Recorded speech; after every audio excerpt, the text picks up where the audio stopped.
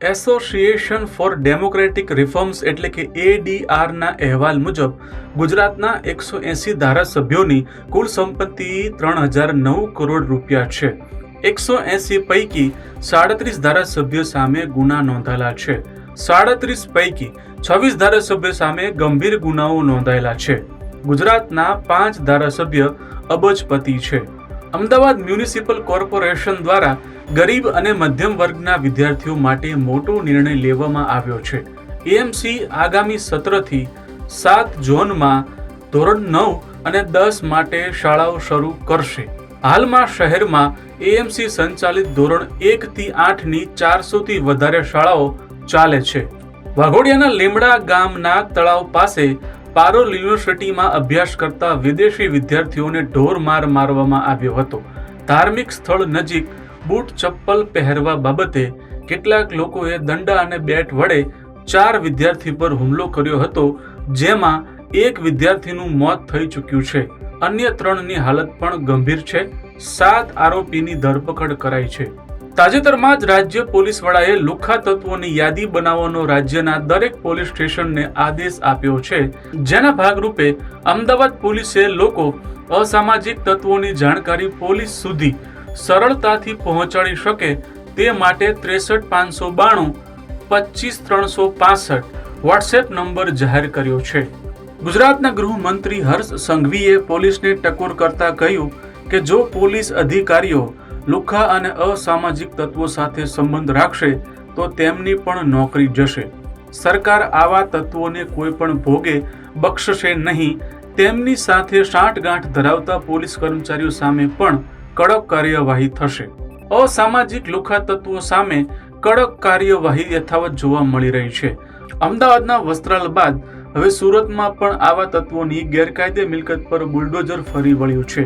ચકચારી સૂર્યા Marathi murder case અને અન્ય 22 ગુનામાં સંડોવાયેલા રાહુલ દીપડાના 3 ગેરકાયદે મકાનો પર બુલડોઝર ફેરવી દેવાયું હતું.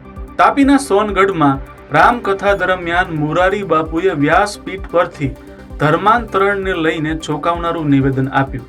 તેમણે કહ્યું કે આદિવાસી વિસ્તારમાં ખ્રિસ્તી શિક્ષકો બાળકોનું ધર્માંતરણ કરાવતા હોવાની ફરિયાદ છે. શિક્ષણ મંત્રી પ્રફુલ્લ પાનસેરિયાએ પણ કહ્યું કે મલિન ઈરાદા ધરાવતા લોકો સામે કાર્યવાહી થશે.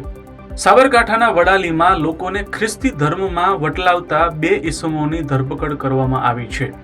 લોકોના દુઃખ દર્દ દૂર કરવાની વાત કરી લોભામણી લાલચ આપી ખ્રિસ્તી ધર્મનો પ્રચાર કરતા હતા. ધર્મ પરિવર્તન મામલે વડાલી પોલીસ સ્ટેશનમાં ફરિયાદ નોંધાઈ છે. ગુજરાત રાજ્યમાં ફરજ બજાવતા ઇન સર્વિસ ડોક્ટરોના વહીવટી પ્રશ્નોનું નિરાકરણ ન આવે તો 7 એપ્રિલથી માસ CL પર જવાની ચીમકી ઉચ્ચારી છે. જે તે સમયે સરકારે તમામ પ્રશ્નોનું ટૂંક સમયમાં નિરાકરણ આવશે તેમ જણાવ્યું હતું. હવામાન વિભાગના જણાવ્યા પ્રમાણે 21 માર્ચ સુધી દરિયાકાંઠાના વિસ્તારોમાં ગરમ અને ભેજવાળા પવનોને કારણે અસહ્ય સ્થિતિ સર્જાવાની સંભાવના છે. હવામાન નિષ્ણાંત પરેશ ગોસ્વામી અનુસાર 22 થી 30 માર્ચ દરમિયાન હીટવેવનો વધુ એક રાઉન્ડ આવશે. કેટલાક વિસ્તારમાં ગરમી 43 ડિગ્રીએ જવાની શક્યતા છે. મહારાષ્ટ્રના નાયબ મુખ્યમંત્રી એકનાથ શિંદેએ તાજેતરમાં જ એક નિવેદનમાં કહ્યું હતું કે જે લોકો ઔરંગઝેબના વખાણ કરી રહ્યા છે તેઓ દેશદ્રોહી છે. તેણે મહારાષ્ટ્ર કબજે કરવાનો પ્રયાસ કર્યો પણ ત્યાં તેને દેવી શક્તિનો સામનો કરવો પડ્યો. શિવાજી મહારાજ માત્ર હિન્દુઓ માટે જ નહીં પરંતુ સમગ્ર દેશ માટે ગૌરવનું પ્રતીક હતા.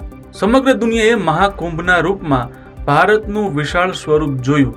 આ લોકોનો મહાકુંભ હતો જે લોકોના સંકલ્પો અને લોકોની શ્રદ્ધાથી પ્રેરિત હતો. મહાકુંભમાં આપણે રાષ્ટ્રીય ચેતનાની વિશાળ જાગૃતિ જોઈ છે. આ રાષ્ટ્રીય ચેતના નવા સંકલ્પોની સિદ્ધિ માટે પ્રેરણા આપે છે તેમ પ્રધાનમંત્રી નરેન્દ્ર મોદીએ લોકસભામાં જણાવ્યું હતું. કોંગ્રેસના સાંસદ ઇમરાન મસૂદે સહારનપુર રેલવે સ્ટેશનનું નામ બદલીને માતા શાકંભરી દેવી કરવાની માંગ કરી છે. આ માંગણીને રાજકીય રીતે મહત્વપૂર્ણ માનવામાં આવી રહી છે અને તેને હિન્દુ મતદારો સુધી પહોંચવાની રણનીતિ તરીકે જોવામાં આવી રહી છે. નેશનલ ઇન્ટેલિજન્સ ડિરેક્ટર તુલસી ગબાડ ભારતની મુલાકાતે છે. તેમણે બાંગ્લાદેશમાં હિન્દુઓ પર થઈ રહેલા હુમલાઓ પર એક મુલાકાતમાં ટિપ્પણી કરી, જેનાથી ત્યાંની વચગાળાની સરકારને મરચા લાગ્યા છે. યુનુસ સરકારે કહ્યું કે તુલસી ગબાર્ડની ટિપ્પણીઓ કોઈ પણ પુરાવા પર આધારિત નહોતી.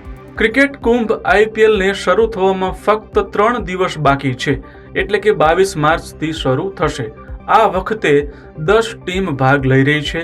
દેશના અલગ અલગ 13 ગ્રાઉન્ડ પર મેચો રમાશે. સૌથી વધુ 9 મેચ કલકત્તાના ઈડન ગાર્ડન્સ અને હૈદરાબાદમાં રમાશે.